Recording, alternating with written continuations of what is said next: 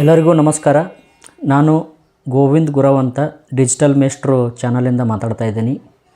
ವಿಷಯ ಏನಪ್ಪ ಅಂತಂದರೆ, ನಾನು ಯೂಟ್ಯೂಬ್ ಚಾನಲಲ್ಲಿ ವಿಡಿಯೋಗಳನ್ನು ಮಾಡ್ತಾಯಿದ್ದು ಮೊನೆಟೈಸ್ ಆಗಿ ಮೊನ್ನೆ ಶುಕ್ರವಾರ 23ನೇ ತಾರೀಕು ಫಸ್ಟ್ ಪೇಮೆಂಟ್ ಬಂದಿದೆ. ಹಾಗಾಗಿ ತಮ್ಮೆಲ್ಲರಿಗೂ ಧನ್ಯವಾದಗಳನ್ನು ತಿಳಿಸ್ಲಿಕ್ಕೆ ನಾನು ಫಸ್ಟ್ ಟೈಮ್ ಇಂಟ್ರ್ಯಾಕ್ಷನ್ ಅಂದರೆ ವಿಡಿಯೋ ಮೂಲಕ ಮಾತಾಡ್ತಾಯಿದ್ದೀನಿ. ಹಾಗಾಗಿ ನಿಮ್ಮೆಲ್ಲರಿಗೂ ಏನಪ್ಪ ಅಂತಂದರೆ ನಾನು ತುಂಬ ಹೃದಯದ ಧನ್ಯವಾದಗಳನ್ನ ತಿಳಿಸ್ಲಿಕ್ಕೆ ಇಷ್ಟಪಡ್ತೀನಿ. ನನ್ನ ಚಾನಲ್ಲು ಅಷ್ಟೇನು ಸ್ಪೀಡಾಗಿ ಹೋಗ್ತಾ ಇರಲಿಲ್ಲ. ಸ್ಟಾರ್ಟಿಂಗು ಏನಪ್ಪ ಅಂತಂದರೆ ಸ್ವಲ್ಪ ಕಡಿಮೆ ವ್ಯೂಸ್ ಬರ್ತಾಯಿತ್ತು. ಅಷ್ಟಕ್ಕೆ ನಾನು ಹಿಂದಿರುಗಿದೆ. ಹಾಗೆ ಕಂಟಿನ್ಯೂಸ್ ಆಗಿ ವಿಡಿಯೋಗಳನ್ನು ಮಾಡ್ತಾ ಹೋದೆ.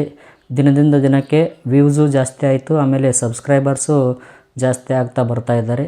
ಹಾಗಾಗಿ ಇದೊಂಥರ ಹಾಬಿ ಇದ್ದಾಗೆ, ಸೈಡ್ ಇನ್ಕಮ್ ಕೂಡ ನಾವು ಇದರಲ್ಲಿ ಮಾಡ್ಕೋಬಹುದು. ಹಾಗಾಗಿ ಏನಪ್ಪ ಅಂತಂದರೆ, ಯಾರು ನಿಮ್ಮಲ್ಲಿ ಸ್ಕಿಲ್ಸನ್ನು ಹೊಂದಿದ್ದೀರೋ, ಯಾರು ನೀವು ಹಾಬಿಯಾಗಿ ಏನಪ್ಪ ಅಂತಾರೆ ವಿಶೇಷವಾದಂಥ ಕೌಶಲ್ಯಗಳನ್ನು ಹೊಂದಿದ್ದೀರೋ ಅಂಥವರು ಖಂಡಿತವಾಗಿಯೂ ಯೂಟ್ಯೂಬ್ ಚಾನಲನ್ನು ಮಾಡಿರಿ. ಆಮೇಲೆ ಯೂಟ್ಯೂಬಿಂದ ನೀವು ಅರ್ನಿಂಗ್ ಕೂಡ ಮಾಡ್ಬೋದು ಅಂತ ನಾನು ಈ ಮೂಲಕ ತಿಳಿಸ್ಲಿಕ್ಕೆ ಇಷ್ಟಪಡ್ತೀನಿ. ನಮ್ಮದು ಬೇಸಿಕ್ಲಿ ಫೇಸ್ಲೆಸ್ ಚಾನಲ್ ಇದೆ.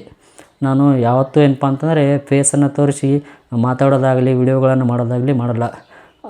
ಕೆಲವೊಂದಿಷ್ಟು ವಿಡಿಯೋಗಳಲ್ಲಿ ಮಾತ್ರ ನಾನು ಹಾಡೋದ್ರಾಗ ಇರ್ಬೋದು, ಅಥವಾ ಮಕ್ಕಳಿಗೆ ಏನಪ್ಪ ಅಂತಂದರೆ ಅಭಿನಯ ಗೀತೆಗಳನ್ನು ಹಾಡಿಸೋದ್ರಲ್ಲಿ ಆವಾಗ ಮಾತ್ರ ನಾನು ಮುಖವನ್ನು ತೋರಿಸ್ತೀನಿ. ಅದು ಬಿಟ್ಟರೆ ನಮ್ಮದು ಸಂಪೂರ್ಣವಾಗಿ ಫೇಸ್ಲೆಸ್ ಚಾನಲ್ ಇದೆ.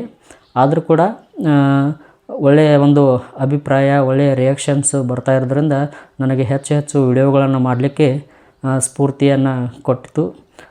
ಕೆಲವೊಂದು ಸಲ ನಾನು ಅಂದ್ಕೊಂಡೆ, ಏನಪ್ಪ ಯೂಟ್ಯೂಬ್ ಒಳಗೆ ವಿಡಿಯೋ ಮಾಡಿದ್ರೆ ಹಣ ಬರ್ತೈತಿ ಅಂತ ಬೇರೆದವ್ರ ಚಾನಲೆಲ್ಲ ನೋಡ್ತಾ ಇದ್ದರೆ ಅಂತ ಇದ್ದೆ. ನನಗೇನು ಹಣ ಬರ್ತೈತಿ, ನಾ ಸುಮ್ಮನೆ ಟೈಮ್ ವೇಸ್ಟ್ ಮಾಡ್ತಾಯಿದ್ದೀನಿ ಅಂತ ಅನ್ನಿಸ್ತು. ಆದರೆ ಒಂದೊಂದು ವಿಡಿಯೋಗಳು ಜಾಸ್ತಿ ಓಡ್ತಾಯಿದ್ವು, ಒಂದೊಂದು ವಿಡಿಯೋಗಳು ಕಡಿಮೆ ಓಡ್ತಾಯಿದ್ವು.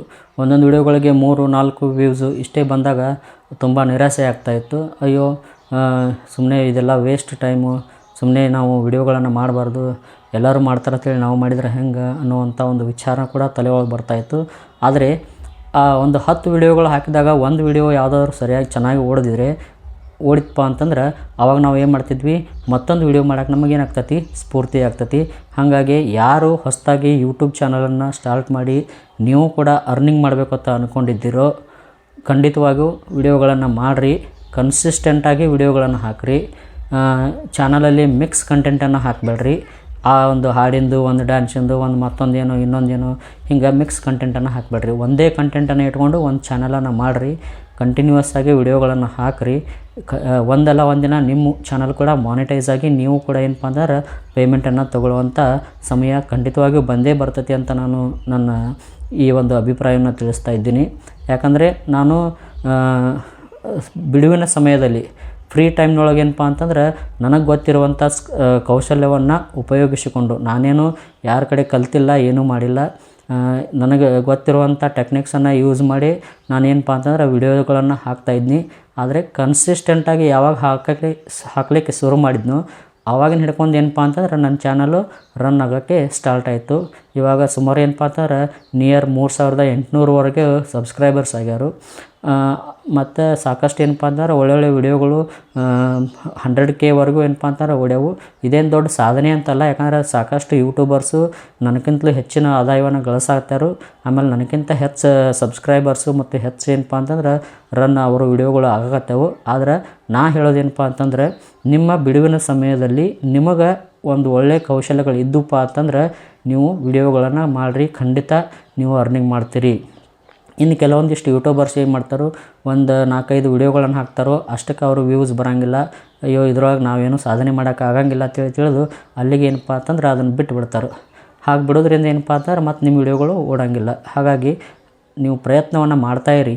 ಪ್ರಯತ್ನೇನ ಫಲಂ ಸಿದ್ಧಸ್ತು ಅಂತ ಅನ್ನೋ ಮಾತಿನಂಗೆ ಒಂದಲ್ಲ ಒಂದಿನ ನಿಮ್ಮ ಚಾನಲ್ಲು ಕೂಡ ಸಕ್ಸಸ್ಫುಲ್ ಆಗ್ತೈತಿ, ನೀವು ಕೂಡ ಅರ್ನಿಂಗ್ ಮಾಡ್ತೀರಿ ಅಂತ ಹೇಳ್ತಾ, ಇನ್ನು ಕೆಲವೊಂದಿಷ್ಟು ಜನ ಯಾರ್ಯಾರಿಗೆ ಫಸ್ಟ್ ಪೇಮೆಂಟ್ ಬಂದೈತಿ ಯೂಟ್ಯೂಬ್ನಾಗ ಅವರೆಲ್ಲ ಏನಪ್ಪ ಅಂತಾರೆ ಯೂಟ್ಯೂಬ್ನಾಗ ವಿಡಿಯೋ ಮಾಡಿ ಏನಪ್ಪ ಅಂತಂದ್ರೆ ಅವ್ರು ಹೇಳ್ತಿರ್ತಾರೆ, ನಮ್ಗೆ ಅಷ್ಟು ಪೇಮೆಂಟ್ ಬತ್ತು, ಇಷ್ಟು ಪೇಮೆಂಟ್ ಬತ್ತು, ನಾವು ವಿಡಿಯೋದ ಲಾಸ್ಟಿಗೆ ಹೇಳ್ತಾನು ಎಷ್ಟು ಪೇಮೆಂಟ್ ಬಂದೈತಿ ಅಂತ.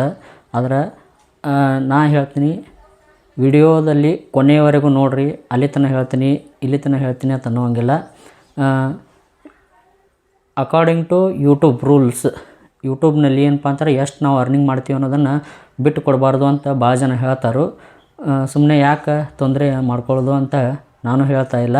ಆದರೆ ನೀವು ಲೆಕ್ಕ ಹಾಕೋಬೋದು, ಯಾವಾಗ ಯೂಟ್ಯೂಬ್ನಲ್ಲಿ ಪೇಮೆಂಟ್ ಬರ್ತೈತಪ್ಪ ಅಂತಂದ್ರೆ ಯಾವಾಗ ನೀವು $100 ರೀಚ್ ಮಾಡ್ತೀರಿ ಆವಾಗ ಏನಪ್ಪ ಅಂತಂದ್ರೆ ಯೂಟ್ಯೂಬ್ನಾಗ ನಿಮ್ಗೆ ಹಣ ಬರ್ತೈತಿ.